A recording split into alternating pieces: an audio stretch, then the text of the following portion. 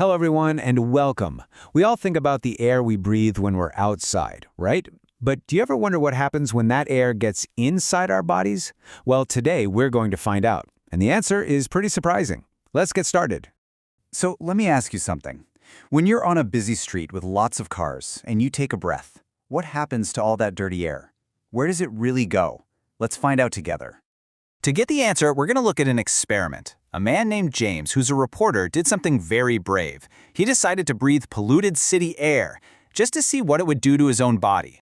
Wow. After his experiment, this is what James said. He felt contaminated. That word means he felt like something dirty and bad was inside of him. That's a really strong feeling, isn't it? So what exactly did he do? It was a really simple experiment, just 4 steps. First, he stood on a busy street and just breathed. That's it. Then he went right to a science lab.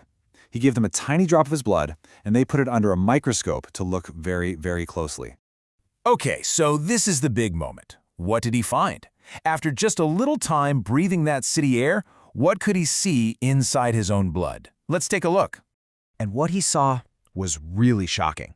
When he looked through the microscope, he found tiny little black dots inside his blood cells. The pollution from the street wasn't just in his lungs. No, it was actually moving all through his body. You know, these tiny black dots actually have a name. Scientists call them PM 2.5. This is just tiny, tiny pollution that comes from cars and trucks. It's so small that it can go from our lungs right into our blood. So, how many of these little pollution dots can get inside of us? Well, scientists have an idea, and the number is just huge. Look at this. 80 million. It's hard to even imagine a number that big. But what does 80 million mean? It means there could be 80 million polluted blood cells inside just one person's body after being in a polluted place. Think about that. 80 million of your own cells carrying little bits of pollution. Now, this isn't just a story about James. This problem is for everyone who lives in a city or near busy roads.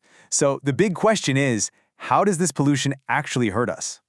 Well, because these little dots are in our blood, they can go everywhere in our body. They can cause problems for our hearts, our brains, and our lungs. And it's really sad, but they can even be a problem for unborn babies. One of the main ways pollution hurts us is by causing something called inflammation. Now, inflammation is just your body's way of fighting when it's hurt. A little bit of fighting is good, right?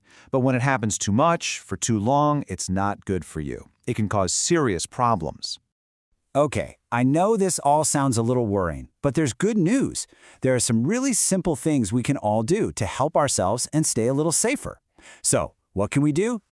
Here are 3 easy ideas. First, when you can, try to walk on quieter streets, not the really big, busy ones. Second, just try to stay a little farther away from the cars. And third, we need to be extra careful with babies and prams, you know?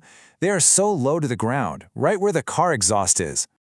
All right, we've learned a lot of important things today. So before we finish, let's do a quick review of the story and learn some new words. So here's the whole story again, nice and simple. A man breathed polluted air for an experiment. He found tiny black pollution dots inside his blood. This pollution can go all over the body. It can hurt our hearts, brains, and lungs. But we can stay safer by walking on quiet roads.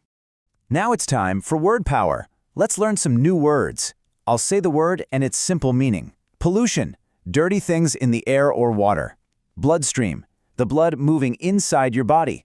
Microscope, a tool to see very small things. Particle, a very small piece of something. Lungs, the parts of your body for breathing. Damage, to hurt or break something. Exposure, being near something like pollution. Vulnerable, easy to hurt. Great job. Okay, now it's your turn. Let's practice speaking. Please say this sentence after me. Ready? Air pollution can get into our blood. You got it. Let's try one more. Listen, and then you say it. We should walk on quieter streets to stay safe. Perfect. Excellent work. And to finish, here's one last question for you to think about. After all this, what is one small change you can make in your day to breathe cleaner air? Thank you so much for joining me today. See you next time.